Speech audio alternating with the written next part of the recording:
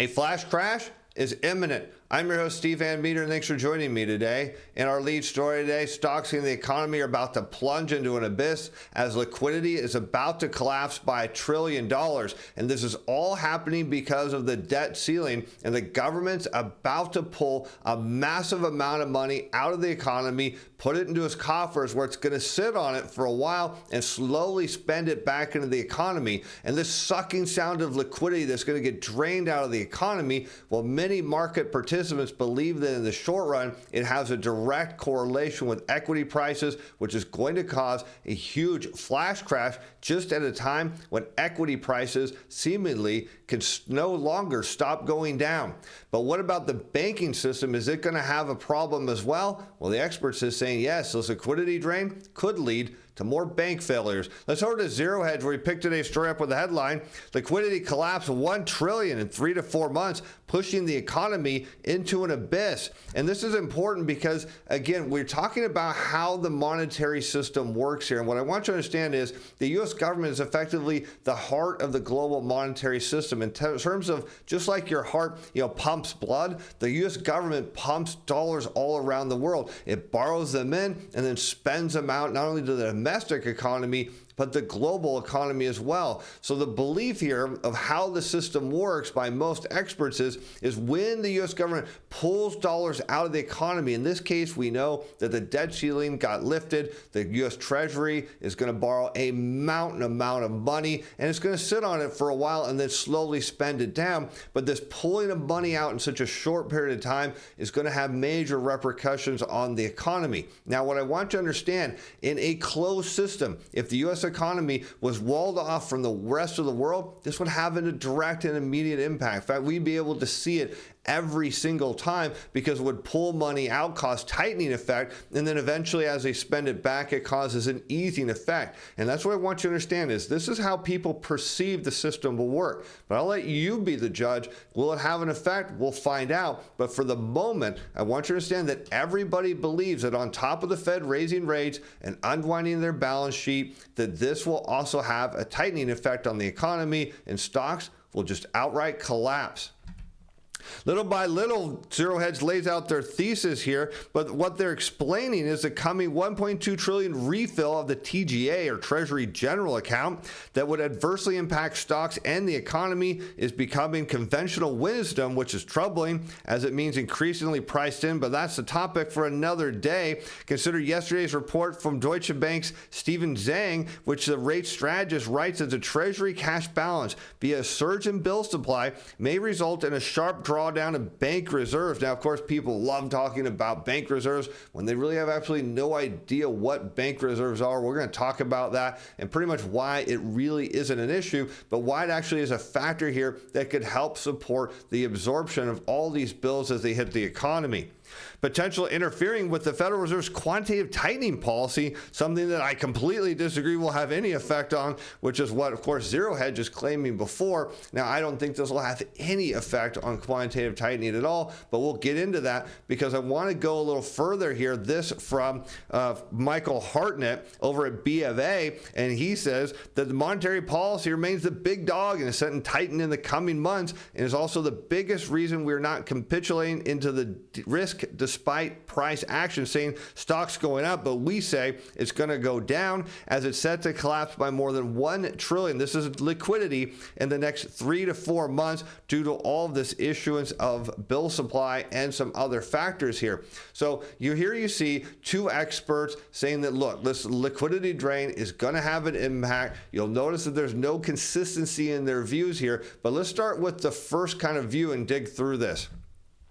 Life after the debt ceiling, we see Congress is on track. They passed the bill, and a number of factors ranging from the pace of the Treasury's bill issuance to the type of investors funding these issuance. That's the key part. Who's going to buy all this stuff? And that's one of the big notable things that I almost kind of laugh about is, every time we go out and borrow a bunch of money, everyone kind of asks, well, who's going to actually buy all of this? But yet no one actually wants to cut spending to alleviate that issue. But for some reason, every single time the debt is borrowed, people want it, and that's not going to be an issue. I'm going to show you why.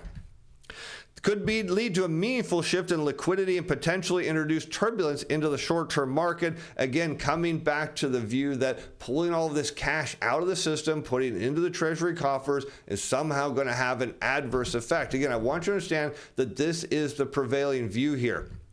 But here you can see the Treasury General account. This is where it's currently at, pretty much draining down to next to zero. And yes, it's been down at these levels before, not a surprise. And they're going to raise it up to around 500 million or thereabouts, where you see these yellow lines kind of consistent with the prior high points. You can see the pandemic. We borrowed a ton of money. We drained it down. We borrowed some more, and now it's back down. We're going to bring it back up to these levels. And it is this move right here between this low and about 500 million that's going to have that initial kind of liquidity drain on the economy that many people expect will pull just the floor right out from under the broad equity market.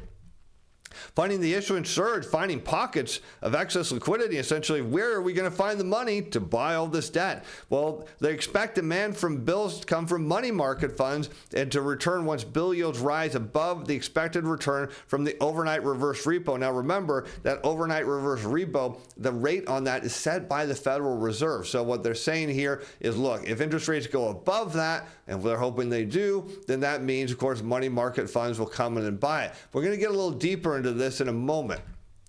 Government-only money market funds have an aggregate weighted average maturity of 17 days, and this is extremely low as of April and substantially below their 30 to 35-day pre-COVID range when bill supply was more regular. Crucially, money market funds have shown considerable propensity to increase their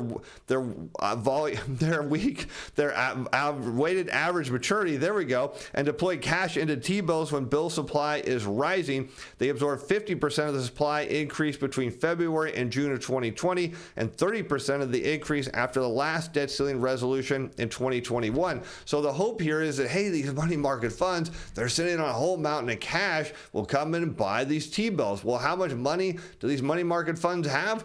Well, a lot. According to the latest overnight reverse repo data, they're sitting on $2.1 trillion. So the fact of the matter is here, this initial issuance of $500 billion is nothing. In fact, these money market funds should be excited to buy it all and take it all in. And this all comes back to now the question of the Fed. Why are money markets parking their money at overnight reverse repo at the Fed instead of buying money markets? Because it's effectively risk-free at the Fed. They don't have any counterparty risk. They have daily liquidity. It's not an issue. And they're doing it mainly because if they believe that bill rates are going to go up, then there's no incentive for them to buy them in the short run. But if for any reason the Fed can convince the money markets that either there's a pause coming or a potential rate cut, well, that would be a big boom for the money markets to come in and buy all of this debt. And this from Wall Street Journal last week, the Fed prepares to skip the June rate rise, but hike later. Now, the question is, where did this come from? Because remember, it was for a while here, all we heard is hike, hike, hike, hike, hike, hike, hike. Oh, we're missing our targets. Oh, it's not going down fast enough. Oh, look at this. Look at the labor market. It's too hot. We have to hike more. And then out of nowhere, we seemingly start to hear all these policymakers start to suggest, well, maybe we need to pause here and assess the data here. But there's one thing that is notable is you shouldn't be skipping out on the returns in your trading account. Because here we can look at our CTA-Timer Pro report. What you can note, if you've missed this tack rally, well, you shouldn't have, because the report first started telling you the machines were short covering down here. You should start taking positions. If you missed it, it said during this pullback, you should buy here. And it's been taking off since then. As you've seen in the show on January 9th, we showed you they were at max short and then started to short cover. This was your leading indicator to start buying back in January. Again, if you missed that, March 15th, you see we called it that pullback. They started buying back again, and again giving you another signal. The price $30 a month, going to 40 pretty soon for new subscribers. There's a link in the description below to check that out. 30-day risk-free money back guarantee. And here's the great thing, because when you understand what's going on with the Fed, why would they suddenly want to pause? Well, a decision to hold our policy rate constant at a coming meeting should not be interpreted to mean we have reached the peak for the cycle. Indeed, skipping a rate hike at a coming meeting would allow the committee to see more data before making decisions about the extent of additional policy firming. Now, what's notably interesting to me here is, again, all we've heard about is we need higher and higher rates to get inflation down, cool the labor market off, and get all of these problems solved. Then out of seemingly nowhere, there's this whole notion that, well, maybe we should step back and take a look, as if, why didn't we step back and take a look a few months ago, or last month, or even next month? Why now are we facing this June hike that will now look like a potential pause? And a lot of it has to do with all of this issuance of T-bills. Now, the idea here is many people might not believe that the Treasury Secretary and the Fed talk, which they do, and they understand, the Fed understands that, look, we got to issue all this debt. Someone's got to buy it. Look at all this money in money markets. How do we get them to buy? Well, we convince them, at least in the short run, we're not going to hike.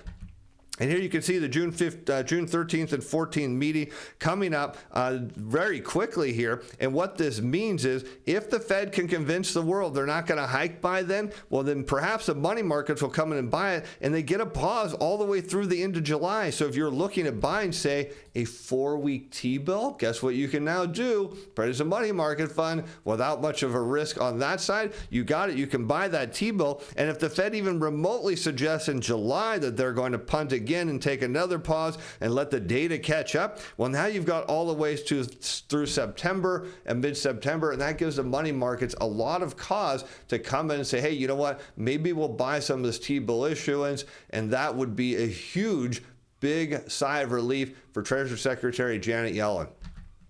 Aside from money markets, foreign official institutions such as central banks could also play a key role. These would be bill buyers are also leaving their cash in the Fed repo, specifically the foreign repo pool, which pays the same rate as overnight reverse repo. And this could have a huge boon, as you can see, because there is a ton of money sitting in this as well. They're about $360 billion by foreign institutions, who again could come in here and easily buy up some of this issuance. So now all of a sudden, we're taking this problem of this initial $500 billion of issuance and kind of minimizing down to say, look, there are potential buyers here, but it seems keyed on if the Fed could back off, at least give everyone the impression they're going to back off. But on the other side, the foreign institutions, well, they've got to buy T-bills at some point, because if the dollar keeps weakening, and this is a key point, they have to actually sell their currency on the market, buy dollars off the market, and then turn around and buy Treasury bills, notes, or bonds to keep their currency below where it needs to be at the dollar. Instead of doing a hard devaluation, they use the currency markets. So there's a lot of incentive that foreign institutions have to buy this as well.